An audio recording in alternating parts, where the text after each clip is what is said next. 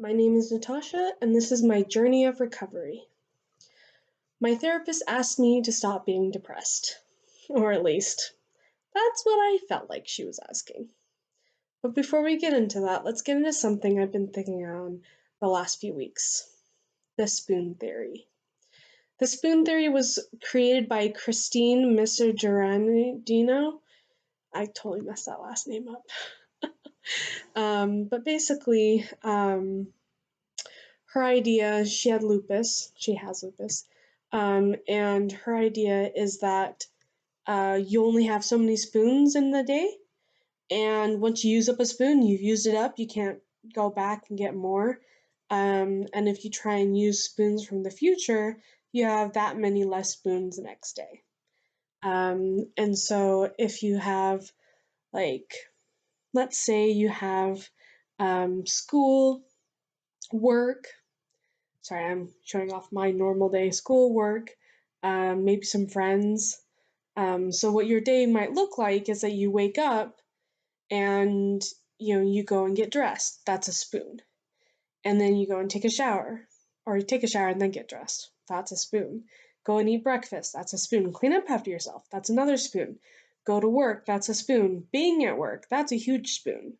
And then coming home and choosing to do either eat or do schoolwork, or clean up after yourself, or read a book, or have fun, or tell your friends I'm coming over, or they're coming over to your house. Like, all of those things cost spoons. And so most people, they have lots of spoons. So they can do all those things in one day. Now, for people with disabilities, um, or illnesses, uh, especially chronic illnesses, don't have that many spoons. They have a limit of spoons that they can use. So they can choose to make breakfast or wash dishes. They can choose to go to work or do school. They can choose to go out with friends or get their schoolwork done. They have to pick and choose which ones that they're going to do, because once they do it, that spoon is used up and they have no more spoons left once you use up all those spoons. So I really love this quote by Christine. She says, 100 little jobs in one. I need to think about the weather, my temperature that day, and the whole day's plans before I can attack any one given thing.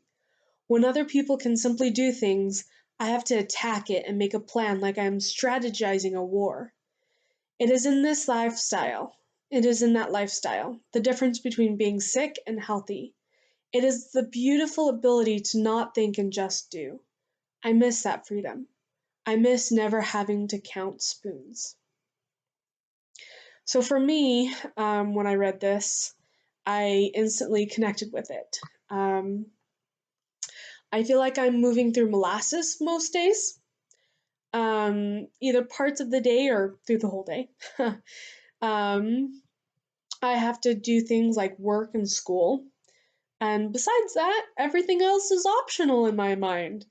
Whether it's eating, cooking, cleaning, going out with friends, everything is more optional. Um, but the options are limited because you only have so many spoons to use. Um, so it's kind of interesting because, okay, so work is easier for me right now because all I have to do is show up, scan some things, put away other things, and small talk with people. Those can be hard, and they are hard for me, and I have anxiety about work. That's a whole another subject. But I really um, love that I do have a job because I am able to provide food for myself, and I'm grateful that my brother is allowing me to stay with him. I do pay somewhat rent. I'm not going to go into that, but he basically is just letting me live here for free. Um, so that's been a huge, huge relief off my back. But even though I can do work most days, when I'm exhausted at the end of the day, sometimes I just throw away the Tupperware that I brought to work because I'm so tired I don't even want to wash it. And I would rather buy another piece of Tupperware than have to spend the energy to wash it. That's how bad my depression gets sometimes. And sometimes, because I'm smart, I'll just leave the Tupperware in the fridge so that, like, it's an empty Tupperware. It's like, why are you doing that? Well, it's so that it won't get gross too fast. And so then I can, like, put off washing it for like a day or two. And then I can go back in and wash it and it'll be okay. Still gross, but at least it's not as gross as just leaving it on the counter. Um, um, now I only work 3 days out of the week. So usually I have a day in between the days that I work, so I do have time to wash them now. Whereas before, when I was in Utah, I did not have the time to wash dishes, or at least I barely had time, barely enough spoons to be able to do that. Um, but now, yeah, but now I'm doing a lot better. Some days, most days, all days, actually, let's be real. When I get up, I have to go do something. When I come back into my room, I feel like I'm just escaping and I'm trying to gather strength and I'm trying to gather more of my spoons together so that I'm like, okay, how many spoons left do I have? So that I can use them more wisely. Um, and so I've been thinking about spoons the past 2 weeks, and I'm decided that I'm too tired. I was too tired to even, because like I was thinking, because my friend and I were talking about spoons and the spoon theory, and we were talking about what about big spoons? Like some things take either bigger spoons, so that it takes more energy than just a normal spoon, or many spoons. So instead of just one spoon, it uses up like three or four. So we were like tossing around these ideas. And I was like talking with her, and she was like, you know, it would be very interesting to assign spoons to certain activities so you can prepare for those activities based on how many spoons you have when you wake up. And I was like, that's a great idea. And so I was going to write down all my activities and all the things that I was going to do. It used up spoons just thinking about it. And I was like, I can't do it. I don't have enough spoons to waste on figuring out my spoons to better use them. I know that sounds weird, but it's kind of crazy. Um, so, going into some background, not background, going into understanding how many spoons you've used up can help you not feel so bad when you have to take a break. Um, because when you recognize at the end of the day when you're exhausted and tired and you're like, why am I so exhausted and tired? It's because you've used up all your spoons. And so instead of beating yourself up about it and being like, why can't I do more? Just recognize you only had so much energy and now you've used it up. So now you have to take a break or else you won't be able to continue. If, or at least if you are, you won't be as effective as you could be. And learning to recognize when something might take more spoons than you thought and better prepare yourself by getting enough sleep, eating food, drinking water, planning purposefully to take a break. I never plan anything after work because I know that I probably won't have the energy to do anything. So what I do is I don't beat myself up. Um, I do wonder why I go to work in the first place. Oh, yeah, to have food and shelter. Oh, that's why. Anyway, but I don't beat myself up. But if I am able to do things after work, I just figure it's a plus. It's not something required. It's an added wonderful thing I did. Um, so back to what I began with this video with. My therapist told me to stop being depressed. Or at least that's what it sounded like to me. Last week, we talked about spoons and the spoon theory, and we talked about how I was possibly losing spoons each day that I wasn't doing things. Because what I would do is that I would prepare for the next day of work by sleeping on my days off, like just staying in bed all day because I'm like, tomorrow I'm going to go to work, I'm going to be anxious, I'm going to be depressed, I won't want to go, so I'm just going to stay in bed all day and it'll be fine. And the next day I'll be able to handle it. It won't be my favorite, but I'll be able to handle it. And she said that maybe, having not using the spoons that I have for that day won't save it for the next day, but will limit myself because you build up your endurance. In her mind, she's like, you create more spoons by practicing being productive.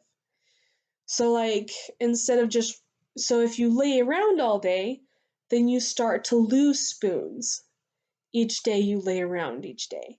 Let's say on Monday, you began with 6 spoons.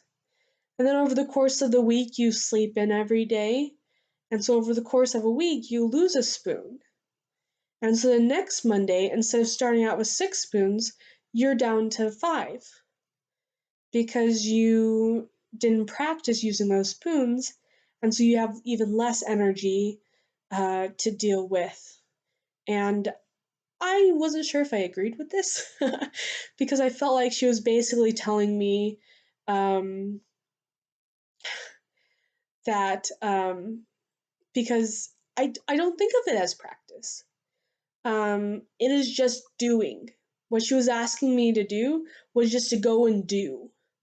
And since I don't have any spoons to do whatever it is that she asked me to, I was like, how do I do it?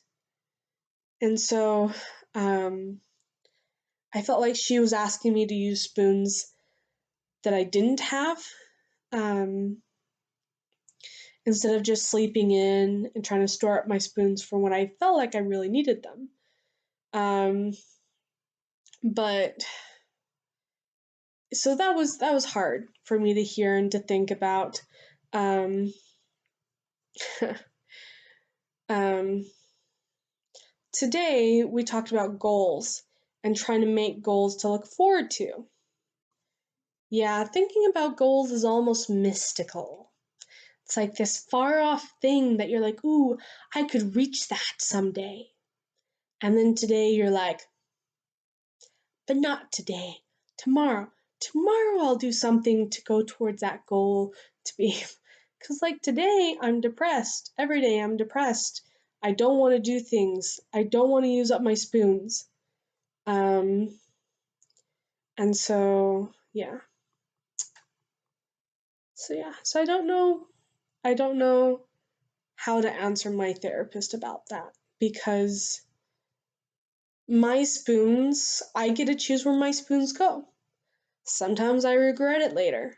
Sometimes I purposely kick things out of my life, even if it's temporary, so I can get things done the next day, such as giving up on TV or schoolwork so I can sleep, such as cooking on my days off so I have something to reheat easily on the days I have work. I try to plan each day like it's going to be my worst day tomorrow. Now, I don't always plan, but I always have that plan in the back of my mind of like work is going to be like this, so I have to be ready to face it. And this is what I have to do. And in my mind, that plan is go and sleep or go lay in bed until the last possible moment where you have to get dressed or shower and then go to work. And then you can handle the rest because you can handle it for 5 hours or you can handle it for 8 hours, whatever the shift may be. You can handle it for that amount of time. And so, and, but, yeah. So sometimes I just feel like giving up. Like even now, I'm like, is it worth it to use my spoons wisely? I don't know. Maybe I should be doing things each day. I do try to do things each day, except for just there are some days that I'm like, yes, I want to use my spoons. I want to get things done. I used up all my spoons. That's okay. I'm going to lay down for a while. And then I feel good about my day. Other days, I either wake up with less spoons for some reason, or I decide not to use my spoons for that day because I'm afraid that if I use them up that day, that the next day I will feel the consequences of overusing my spoons. Because when a car runs um, on gas and then the gas goes to empty and the car runs on empty, it can ruin the car. And for the next time that you try and put in gas, it doesn't work as well, or at all. I don't know that much about cars, so if anyone wants to correct me, go ahead. But that's how my metaphor goes. Anyway, so I'm struggling. Trying to make my best to make each day filled with whatever it is I can do that day. Sometimes it's getting dressed, sometimes it's calling my mom, sometimes it's work. Sometimes I fantasize about calling into work and being like, you know what? I'm sick. Or like calling up and being like, I quit. I'm not coming in today. That's what I fantasize about. Some people fantasize about, better paying jobs or more money or winning the lottery. And I'm just like, could I just stay at home? That's what I want. Except for here with the COVID-19, it's like, not sure if I actually want to stay at home. So, I am depressed. Wait, no, I have depression. Now that's another thing. I hated that distinction, as if depression was a choice that I could have or not have. And I was like, I felt like it owned me. And so my therapist was like, well, instead of saying I am depressed, try saying I have depression. And I'm like, but it's not a choice of if I have depression or if I don't have depression. Depression is just there. If I could have a choice of it not being there, I would totally choose for it to be gone. Because then I could have my energy back, I could have my motivation back, I wouldn't have suicidal thoughts, I wouldn't have trouble with school or work. Or even if I did, it would be like normal problems and like not like anxiety or like doom of like, will I be able to make it through the day without crashing? Yeah, or crying, or sometimes just emotionally not being there, or mentally not being there, or any of the above. Sometimes it's worse, sometimes it's better, sometimes there's other things. Anyway, but if I do own it, then it will never go away. It will always have hold on me. Now, whether saying I am depressed versus I have depression, I don't know if that helps or not. But I do try and say I have depression now because I hope to someday to get rid of it. So I have depression. It runs my life right now. It takes my spoons away. Yet I still have spoons that I can work with. So I'm struggling with that, trying to figure that out. But we shall see how that goes. My name is Natasha. and this is my journey of recovery. Thank you for being on with me.